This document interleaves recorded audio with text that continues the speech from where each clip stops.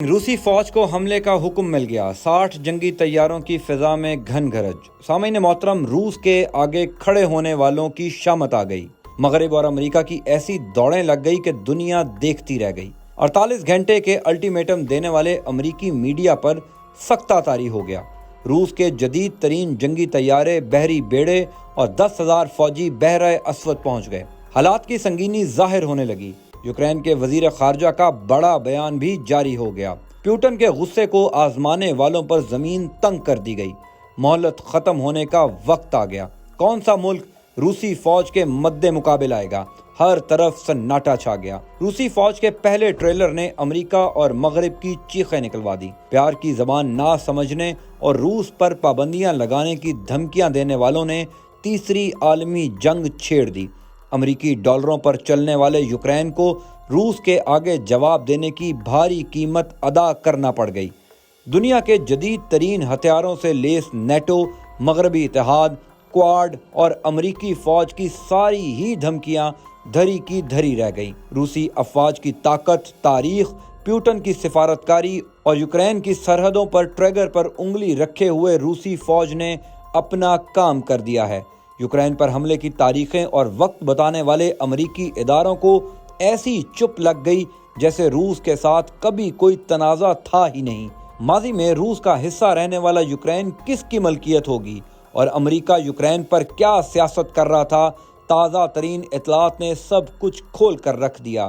آخر روس کا ارادہ کیا ہے اور اگر یوکرین پر حملہ کیا گیا تو اس سے کتنا جانی اور مالی نقصان ہونے والا ہے؟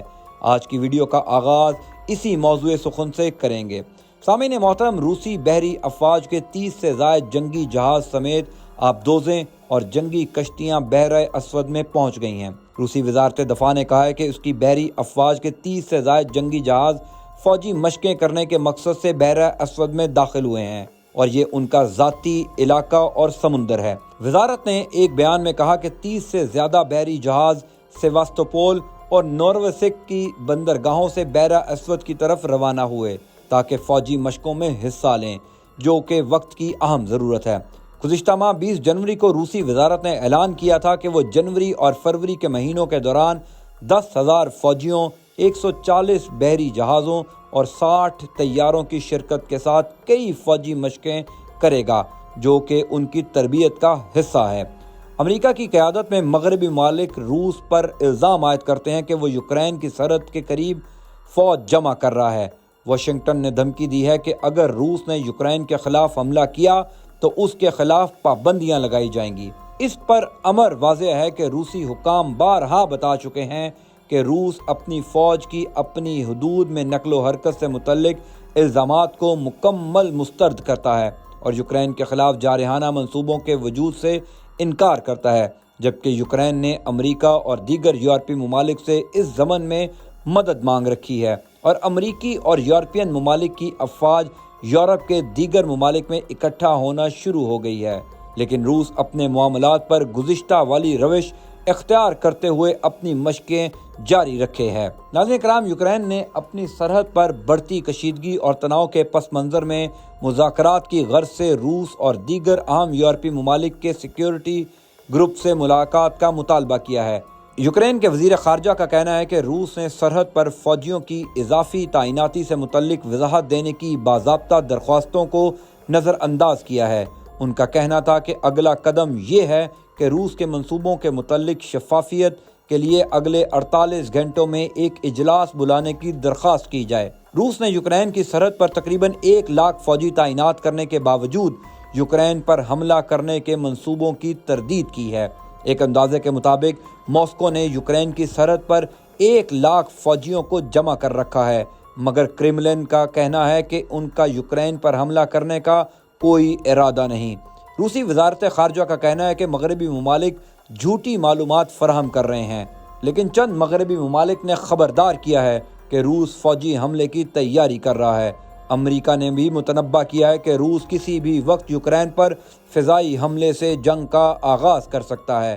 امریکہ، برطانیہ، جرمنی، کینیڈا، نیدرلینڈ، جاپان اور جنوبی کوریا سمیت 1 درجن سے زائد ممالک نے اپنے شہریوں پر زور دیا ہے کہ وہ یوکرین سے انخلا کر جائیں۔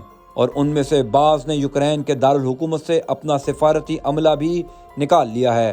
سی بی ایس نے 3 ذرائع کا حوالہ دیتے ہوئے رپورٹ کیا ہے کہ امریکہ اگلے 48 گھنٹوں میں اپنا تمام سفارتی عملے کو یوکرین کے دارالحکومت سے نکال لے گا۔ یاد رہے کہ امریکہ کے وزارت خارجہ اینتھونی بلنکن نے کہا ہے کہ یوکرین میں ممکنہ روسی فوجی کارروائی کے پیش نظر دارالحکومت کیوو میں امریکی سفارت خانے کو خالی کرنا درست فیصلہ تھا۔ یوکرین کے وزیر خارجہ کا بھی کہنا ہے کہ یوکرین نے روس سے ویانا معاہدے کے قواعد کے تحت اپنے ارادوں کے بارے میں جواب کا مطالبہ کیا تھا۔ ویانا معاہدہ یورپ میں سیکیورٹی اور تعاون کی تنظیم OSCE کے ارکان کی طرف سے اپنایا گیا سیکیورٹی کے مسائل سے متعلق ایک معاہدہ ہے جس میں روس بھی شامل ہے۔ ان کا کہنا تھا کہ اگر روس OSCE معاہدے کے تحت سیکیورٹی کے ناقابل تقسیم ہونے کے بارے میں بات کرنے سے متعلق سنجیدہ ہے تو اسے کشیدگی کو کم کرنے کے لیے اپنی عسکری شفافیت کے وعدے کو پورا کرنا چاہیے اور خطے کے ممالک کے لیے سیکیورٹی کو بہتر بنانا چاہیے۔ امریکی صدر جو بائیڈن نے ایک فون کال کے دوران روسی رہنما ولادیمیر پوٹن کو ایک بار پھر کسی بھی حملے سے باز رہنے کا کہا ہے۔ دوسری جانب یوکرین کے صدر زیلنسکی کا کہنا ہے کہ حملے کی وارننگ خوف و ہراس کو جنم دے سکتی ہے۔ انہوں نے کہا کہ یہ چیز ہمارے دشمنوں کے مفاد میں جائے گی۔ یاد رہے کہ اس سے قبل یوکرین کے صدر کی جانب سے پرسکون رہنے کی اپیل کی گئی تھی اور انہوں نے اپنے بیان میں کہا تھا کہ سب سے بڑا دشمن خوف و ہراس ہے۔ یوکرین نے روس سے ویانا معاہدے کے قواعد کے تحت اپنے ارادوں کے بارے میں جواب کا مطالبہ کیا تھا۔ ویانا معاہدہ یورپ میں سیکیورٹی اور تعاون کی تنظیم OSCE کے ارکان کی طرف سے اپنایا گیا سیکیورٹی کے مسائل سے متعلق ایک معاہدہ ہے جس میں روس بھی شامل ہے۔ ان کا کہنا تھا کہ اگر روس OSCE معاہدے کے تحت سیکیورٹی کے ناقابل تقسیم ہونے کے بارے میں بات کرنے سے متعلق سنجیدہ ہے تو اسے کشیدگی کو کم کرنے کے لیے اپنی عسکری شفافیت کے وعدے کو پورا کرنا چاہیے اور خطے کے ممالک کے لیے سیکیورٹی کو بہتر بنانا چاہیے۔ امریکی صدر جو بائیڈن نے ایک فون کال کے دوران روسی رہنما ولادیمیر پوٹن کو ایک بار پھر کسی بھی حملے سے باز رہنے کا کہا ہے۔ دوسری جانب یوکرین کے صدر زیلنسکی کا کہنا ہے کہ حملے کی وارننگ خوف و ہراس کو جنم دے سکتی ہے۔ انہوں نے کہا کہ یہ چیز ہمارے دشمنوں کے مفاد میں جائے گی۔ یاد رہے کہ اس سے قبل یوکرین کے صدر کی جانب سے پرسکون رہنے کی اپیل کی گئی تھی اور انہوں نے اپنے بیان میں کہا تھا کہ سب سے بڑا دشمن خوف و ہراس ہے۔